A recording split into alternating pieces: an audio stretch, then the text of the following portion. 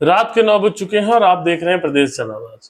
मैं हूं अंकित पांडे। वक्त है हमारे खास शो सियासत का। आज के इस एपिसोड में सबसे पहले सुनिए देश और मध्य प्रदेश की सबसे 24 बड़ी खबरों के सुपरफास्ट। राहुल की चिट्ठी पर सोरेन सरकार झुकी, इंदौर में 40 करोड़ी सड़क धंसी, नरेला में कांग्रेस नेता का श्रमदान, गड्ढों में बैठकर उग्र प्रदर्शन, कैलारस मिल पर विधायक का अनशन, आवारा मवेशियों पर घिरी सरकार, सीधी में हैंडपंपों पर विवाद, मुरैना में एससी कांग्रेस का सम्मेलन, बेगमगंज में संगठन सृजन शिविर, वेट लिफ्टर से मिले राहुल गांधी, वंदे मातरम पर खड़गे का पलटवार, यूपी बीजेपी के प्रभारी बने विनोद तावड़े, लाल सिंह आर्य की भोपाल में भेंट, एमपी में 2027 युवा वर्ष घोषित, 11 नए इंडस्ट्रियल पार्क का ऐलान, लाडली बहनों को करोड़ों की सौगात, 450 सिलेंडर योजना के पैसे ट्रांसफर, एमपीआरडीसी में 35 नए पदों को मंजूरी, बीरपुर तक पहुंची नई ट्रेन, संत रविदास के विचारों पर संवाद, एमपी में समरसता अभियान की धूप, ग्रीन एनर्जी में भारत का नया रिकॉर्ड और बीजेपी ने बिछाई नई राजनीति। ये थे आज सभी 24 खबरों के।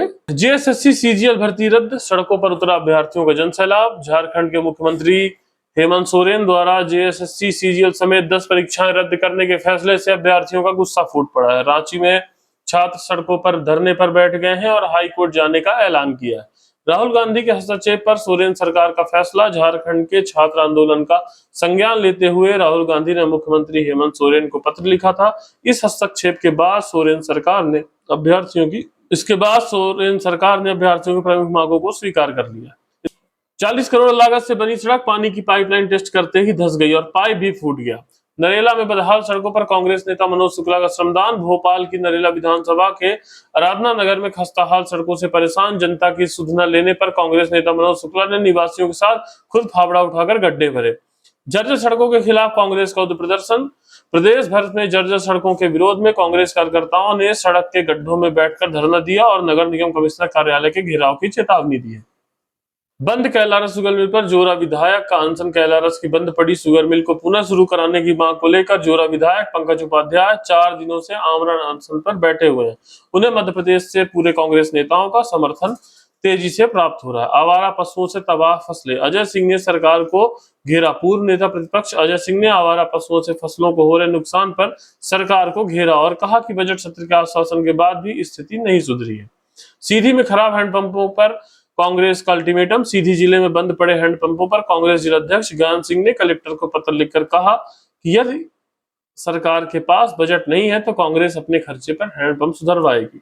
मुरैना में अनुसूचित जाति कांग्रेस का विशाल सम्मेलन। मुरैना में अनुसूचित जाति कांग्रेस का कार्यकर्ता सम्मेलन हुआ जिसमें प्रदेश अध्यक्ष प्रदीप अहिरवार ने संगठन विस्तार की रणनीति पर चर्चा की।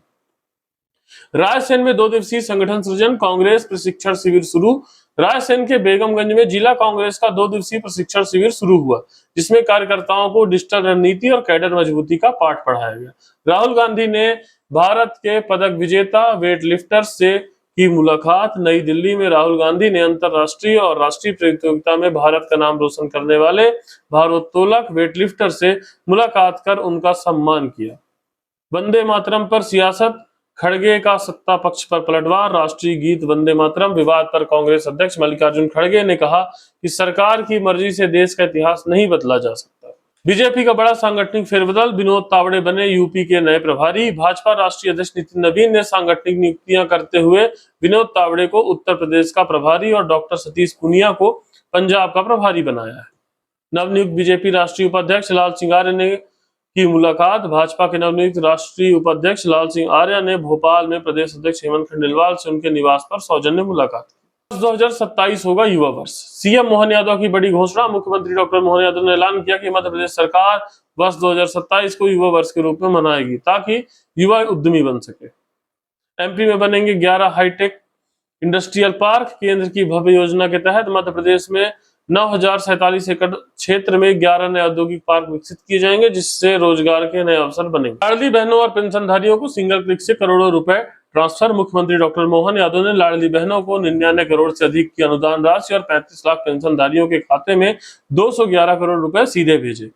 450 रुपए में गैस सिलेंडर रिफिल योजना की राशि अंतरित खाद्य मंत्री सिंह राजपूत ने बताया कि उज्ज्वला एवं लाडली बहनों को 450 में गैस सिलेंडर रिफिल योजना के तहत 99 करोड़ की राशि खातों में ट्रांसफर की गई है। एमपीआरडीसी में 35 नए पदों को मंजूरी, इंफ्रास्ट्रक्चर को मिलेगी रफ्तार। प्रदेश में नए एक्सप्रेसवे और सड़क परियोजना के सुचारू संचालन के लिए कैबिनेट ने एमपीआरडीसी में नए 35 पदों के सृजन को मंजूरी दी है। कैलारस सबलपुर बीरफंड रेलखंड का औपचारिक उद्घाटन हुआ है, जिससे अब ग्वालियर कैलारस ट्रेन सेवा बीरपुर स्टेशन तक बढ़ गई है।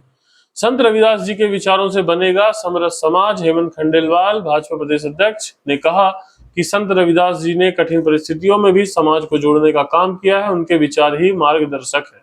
उन्होंने कहा कि समरसता संकल्प अभियान के जरिए आम जन में बंधुत्व और समान अधिकारों के प्रति चेतना जगाई जा रही है। विश्व में ग्रीन एनर्जी का नया ग्लोबल हब बन रहा भारत 300+ गीगावाट गैर जीवाश्म क्षमता स्थापित कर दुनिया का तीसरा सबसे बड़ा और सौर ऊर्जा उत्पादक देश बन गया है। यूपी, पंजाब और गुजरात में नए बीजेपी प्रभारियों का ऐलान। भाजपा ने आगामी चुनाव को देखते हुए विनोद तावड़े को यूपी, डॉक्टर सतीश पुनिया पंजाब और तरुण चुग को गुजरात की नई जिम्मेवारी सौंपी है। तो ये थी आज की वो सभी 24 प्रमुख खबरें जिनसे देश और प्रदेश की राजनीति गर्मा रही है सियासत के इस महा एपिसोड में।